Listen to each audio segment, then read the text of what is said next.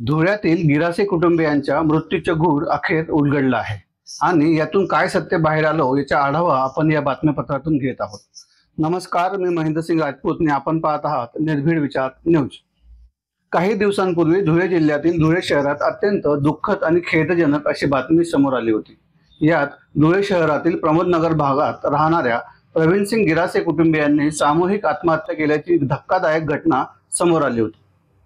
या प्रकरणी पोलिसांकडून गेल्या काही दिवसांपासून तपास सुरू होता. या घटनेबाबत सर्वत्र हळहळ व दुःख व्यक्त होत असताना या घटनेबाबत विविध संशय देखील व्यक्त केले जात होते. सदरची घटना ही आत्महत्या आहे की हत्या? येथे काही चोरीचा प्रयत्न झाला होता का? सदर घटनेला कोणी बाहेरील व्यक्ती जबाबदार आहे का? या हत्याकांडाचे नेमकं कारण काय असेल, असे अनेक प्रश्न या निमित्ताने उपस्थित होत होते. या सर्व प्रश्नांचे उत्तर शोधणे आणि घटनेच्या छडा लावण्याचे आव्हान धुळे पोलिसांसमोर होते. त्यात त्यांच्या कुटुंबाचे देखील जबाब नोंदवण्यात आले होते. तसेच प्रवीणसिंग गिरासे यांना आलेले विविध कॉल्स आणि मेसेज यांची तपासणी केल्यानंतर अखेर तब्बल 11 दिवसानंतर मृत प्रवीणसिंह गिरासे यांच्यावर पोलिसांनी खुनाचा गुन्हा दाखल केला आहे.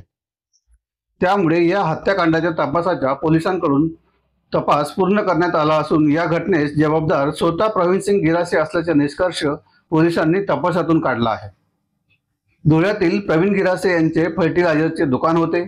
ते पत्नी आणि 2 मुलांसोबत धुळ्यातील प्रमोदनगर येथे वास्तव्यास होते. आपण मुलाच्या ऍडमिशनसाठी मुंबईला जात असल्याचे त्यांनी परिसरातील नागरिकांना सांगितले होते. मात्र त्यांच्या घराचा दरवाजा काही दिवसांपासून बंद असल्याचे नागरिकांना दिसून आले होते. प्रवीणसिंग गिरासे यांची बहीण त्यांना भेटण्यासाठी घरी आल्यानंतर घराचा दरवाजा वरच्यावर लावण्यात आला होता. तो त्यांनी उघडला असता संपूर्ण कुटुंबाने आत्महत्या केल्याचे प्राथमिक दृश्य त्यांना निदर्शनास आले होते. त्यामुळे ही आत्महत्या आहे की घातपात हा संशय पोलिसांना देखील होता. चोरीच्या किंवा दरोड्याच्या उद्देशाने ही घटना झाली का याचा देखील शोध पोलीस घेत होते. या घटनेत प्रवीणसिंग गिरासे हे घरात गळफास घातलेल्या स्थितीत आढळून आले होते. त्यांची पत्नी दीपांजली, मुलगा मितेश व सोहम मृत अवस्थेत आढळले होते. मात्र पोलिसांनी तपासाअखेर मृत प्रवीणसिंह गिरासे यांच्यावर खुनाचा गुन्हा दाखल केला आहे.